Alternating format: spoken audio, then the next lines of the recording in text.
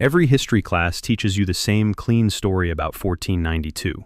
Christopher Columbus stood before the Spanish court, a lone genius in a room full of ignorant monarchs. You were told he sailed west to prove the earth was round. You were taught he was a visionary, driven by pure scientific curiosity, bravely pushing the boundaries of the known world. It is a fantastic, inspiring story. It is also a complete historical fabrication. The myth of the flat earth was literally invented by a novelist in the 19th century. The real reason Columbus sailed into the unknown had absolutely nothing to do with science. It was an act of frantic, terrifying economic desperation. He was looking for a smuggler's back door because an Eastern superpower had just locked Europe out of the global economy. This is the buried record, and today we are peeling back the layers on the 1453 chokehold and the real reason Columbus sailed west. What follows is the story they didn't want you to know. If you are the kind of person who questions what you have been taught, you are in the right place. Hit subscribe. We dig into buried records like this every single day. Let's rewind. Think about how the Age of Discovery is usually framed. Textbooks paint a picture of Europe suddenly waking up from the Dark Ages. The Renaissance is blooming. European monarchs look out at the Atlantic Ocean and feel an overwhelming, noble desire to map the globe. We are told they were driven by a unique spirit of exploration. It is a narrative that makes the West look inherently curious and uniquely brave. But the buried record shows something entirely different. History is rarely driven by pure curiosity. History is driven by supply chains. And in the 15th century, the European supply chain was incredibly fragile. To understand why Columbus was willing to risk sailing into an uncharted ocean, you have to understand what Europe actually looked like in the 1400s. It was not the center of the world. It was a cold, fractured, and relatively poor peninsula sitting at the very edge of the Eurasian landmass. The real wealth, the real innovation, and the real power were located entirely in the east. The lifeblood of the European economy was a massive, thousands of miles long trade network known as the Silk Road, and the most valuable commodities moving along that road were spices. Today, we think of spices as just something sitting in a glass jar in your kitchen cabinet. A little nutmeg or black pepper to add flavor to a meal. But in the medieval world, spices were the equivalent of modern oil. They were the absolute foundation of the economy. You have to put yourself in their position. There was no refrigeration. European winters were brutal and long. Livestock had to be slaughtered in the autumn because there was not enough fodder to keep the animals alive until spring. The meat had to be preserved for months. Salt was used, but spices like cloves, cinnamon, and pepper were critical for making preserved food edible. More importantly, spices were the foundation of medieval medicine. They were used in religious rituals. They were highly concentrated units of wealth. A sack of black pepper was literally worth its weight in pure gold. You could pay your rent or buy a piece of land with a handful of peppercorns. But Europe had a massive geographic problem. They could not grow any of it. Every single clove, every nutmeg seed, and every peppercorn had to come from the east, from India, from the islands of modern-day Indonesia, from China. The journey of these spices was incredibly complex. A sack of pepper would be harvested in India. It would be loaded onto an Arab merchant ship and sailed across the Indian Ocean to the Red Sea. Then, it was unloaded and carried by camel caravans across the brutal deserts of Egypt or Arabia. From there, it reached the ports of the Eastern Mediterranean. Only then would European merchants, mostly from the wealthy Italian city-states of Venice and Genoa, finally buy it and distribute it across Europe. At every single stop along this massive journey, the price went up. By the time a sack of pepper reached a market in London or Paris, it had been marked up sometimes by 1,000%. Europe was essentially bleeding its silver and gold into the east just to survive the winter. They were entirely dependent on a supply chain they did not control. But as long as the goods kept flowing, the fragile European economy continued to function. But that is just the surface. Because the buried record shows that this entire global system rested on a single, highly vulnerable geographical choke point. One massive ancient city stood between the wealth of the East and the desperation of the West: Constantinople. For centuries, the Byzantine Empire controlled Constantinople. They were a Christian empire, and they acted as a relatively friendly toll booth for European merchants. They kept the gates to the Silk Road wide open. The spice trade flowed smoothly through their ports. But halfway across the world, the geopolitical tectonic plates were shifting.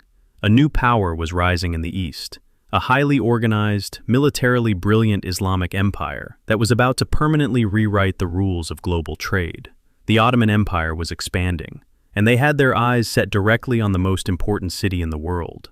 When they finally made their move, they did not just conquer a capital, they completely severed Europe's only economic artery. And that single, devastating event is the real reason a desperate Italian sailor had to look at a map and pray he could find another way to India.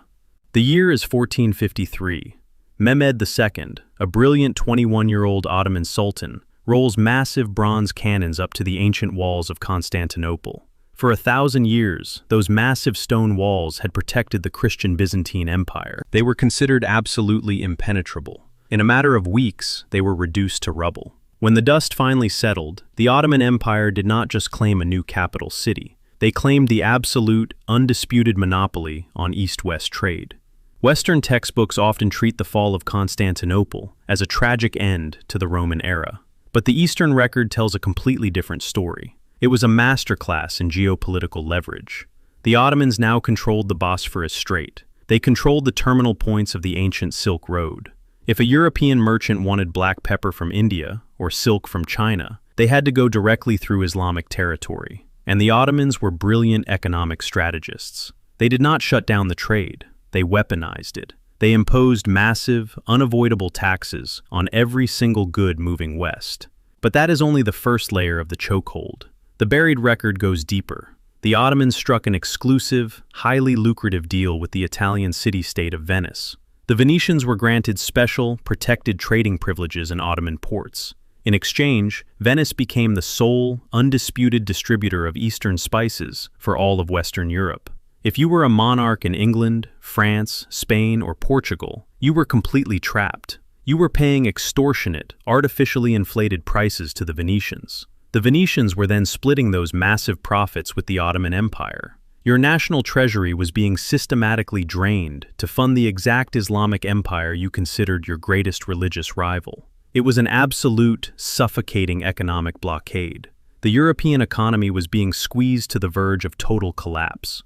To understand how desperate the situation became, look at Portugal. Portugal was a poor, rugged kingdom, sitting on the extreme western edge of Europe. They were as far away from the Silk Road as you could possibly get. They were being bled dry by the Venetian markups. So, they started doing something completely unprecedented. They started creeping incredibly dangerous ships down the uncharted western coast of Africa. They spent decades battling terrifying storms and deadly diseases. Why? They were desperately trying to find a way to sail all the way around the massive African continent. They wanted to sail directly into the Indian Ocean. They were enduring horrific casualties simply to find a back door that bypassed the Ottoman toll booths. Meanwhile, on the other side of the Iberian Peninsula, Spain was facing a completely different nightmare. Put yourself in the position of the Spanish monarchs, King Ferdinand and Queen Isabella. The year is 1492. They have just finished a brutal, nearly 800-year war to expel the Moors from Spain. They are finally victorious. They have unified their country, but they are completely, hopelessly broke. Their national treasury is entirely empty. They desperately need the wealth of the East to rebuild their fractured nation. But the Mediterranean Sea is effectively a Venetian and Ottoman lake.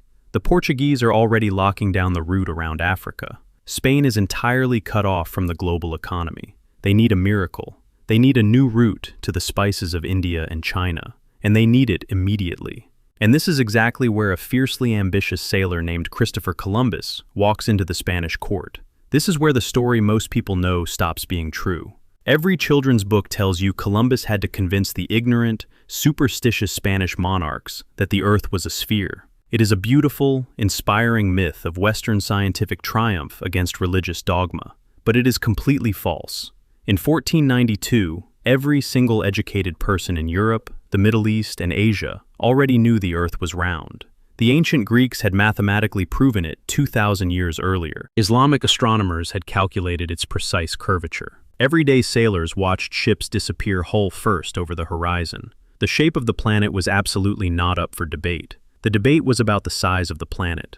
The royal scholars in Spain correctly calculated that the Earth was roughly 24,000 miles in circumference. They knew that sailing west from Spain to reach the eastern coast of Asia would require crossing an unbroken ocean that was at least 10,000 miles wide.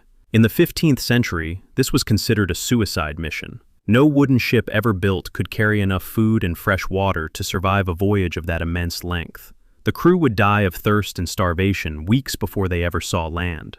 Columbus was not a brilliant scientific visionary pushing against ignorance. He was a man with incredibly bad math. He had read a series of heavily flawed geographical texts. He confidently, and entirely incorrectly, calculated that the Earth was much smaller than it actually was. He argued that the Eurasian landmass was massive, meaning the ocean between Europe and Asia had to be relatively narrow. He promised the Spanish king and queen that Japan and the Spice Islands were only a few thousand miles away. The Spanish scholars looked at his math and told him he was completely wrong. And historically, the scholars were 100% right. If the Americas had not happened to be sitting in the middle of the ocean, Columbus and his entire crew would have vanished into the Atlantic and starved to death. Columbus was not trying to prove a bold scientific theory. He was pitching a high-risk, desperate corporate venture. He was offering a heavily armed smuggling route to bypass the most powerful Islamic empire on the planet. Ferdinand and Isabella did not fund him because they believed his math.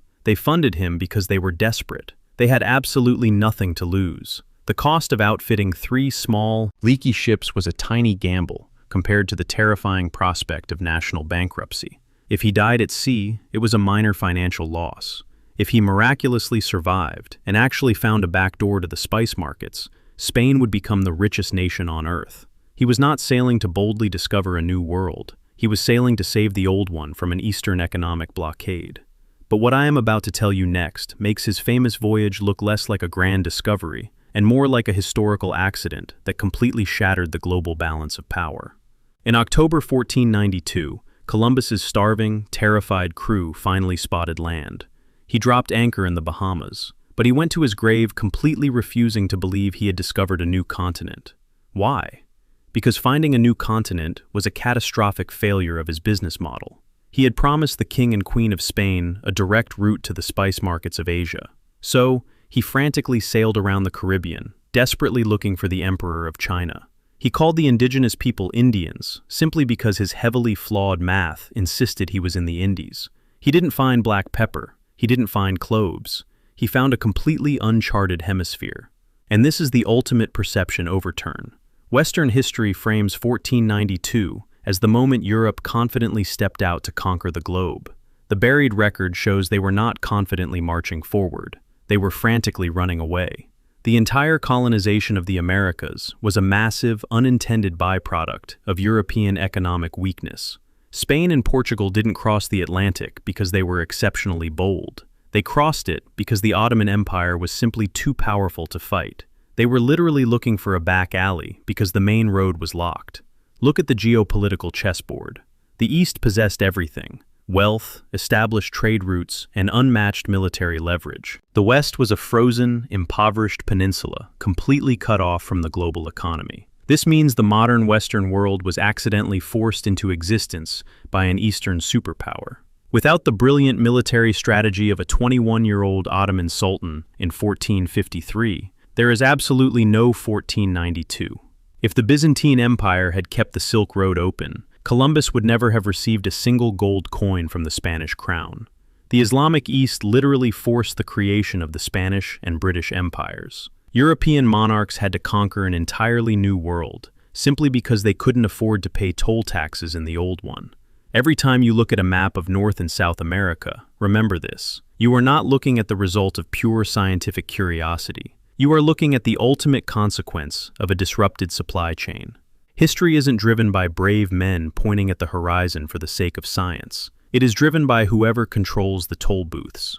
The West proudly calls this the Age of Discovery. The buried record calls it the Age of Eviction. Everything you just heard is documented. It is in the historical record. The question isn't whether it's true. The question is, why weren't you taught this? If this changed how you see Christopher Columbus and the discovery of America, share it with someone who needs to hear this. And if you want to go deeper, the buried record has a lot more to reveal. Subscribe, and we will keep digging.